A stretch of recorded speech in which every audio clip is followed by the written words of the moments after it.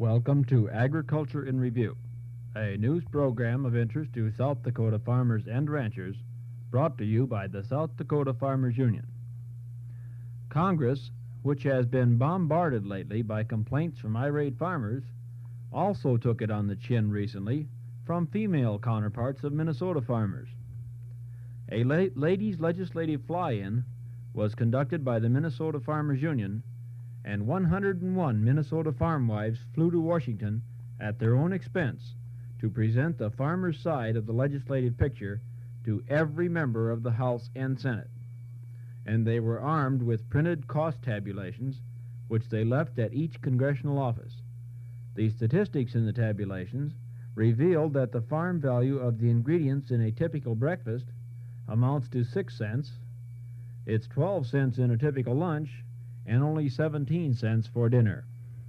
Since the farmer's share of the retail cost is thus so moderate, the women told their representatives that it is clear that fair farm prices do not have an inflationary effect. I'm sure everyone listening to this broadcast will agree with that. Besides stressing the need for an immediate improvement in farm income, the fly-in ladies emphasized 6 other issues of vital interest to farmers. These are food for freedom, a permanent school lunch program with adequate funds, agricultural conservation, farm housing credit, truth in lending, and truth in packaging. The congressman didn't put up much of an argument, so we understand. After all, who can argue with a woman? And mentioning truth in packaging and truth in lending, with all of the current talk about inflation, holding down and rolling back farm prices and so forth, these 2 valuable pieces of legislation seem to have gotten lost in the shuffle in Washington. We think this is most unfortunate and sincerely hope that the administration will awaken to the value of this legislation and urge its passage by Congress this session. President Johnson has been trying all sorts of anti-inflation measures. Most of them, unfortunately, have been aimed at farmers, and yet he is letting this one slip through his fingers. One way to achieve at least partial deflation of the current inflation is to squeeze some of the air and deception out of the packaging of foods and household goods. President Johnson has endorsed the principles of both truth in packaging and truth in lending legislation, but the administration has not put any serious weight behind Senator Philip Hart's packaging bill or Senator Paul Douglas' bill designed to enable borrowers to shop around for lower interest rates. Many persons on Capitol Hill feel the packaging bill has an excellent chance of passage if the White House endorses and vigorously supports it.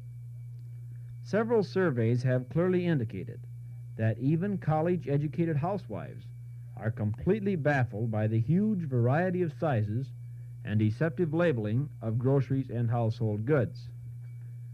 33 of these educated housewives in an East Michigan University study were turned loose in a supermarket, and they were so misled by packaging that they spent an average of $10 for purchases that should have cost them only $8.90. As an editorial in a recent issue of the Progressive magazine stated, and we quote, "It seems odd that Washington's anti-inflation experts and theorists have said nothing about the dollar-stretching possibilities of Senator Hart's Truth in Packaging bill. If his measure became law, it could help establish true price competition in the grocery and household goods field and enable the housewife to regain some of the ground she is losing to inflation." Unquote. To that we can only say amen. And so far as credit goes, South Dakota's farmers have etched a most impressive credit rating with the Farmers Home Administration.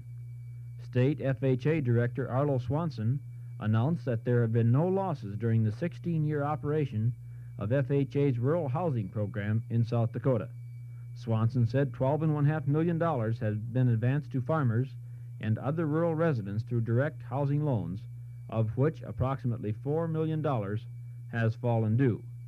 Repayments of principal and interest total $4.3 million, and the state FHA director stated that none of the $12.5 million has been written off as uncollectible. He praised the record as, quote, a remarkable tribute to the financial integrity of rural families and their ability to manage their financial affairs, unquote. What makes this record even more impressive is that loans under this FHA program are made only to persons unable to obtain financing from conventional sources, sources which apparently considered the borrower a poor risk. Well, that wraps up another edition of Agriculture in Review. This program was prepared by the South Dakota Farmers Union. Join us again next week for another review of agriculture's highlights.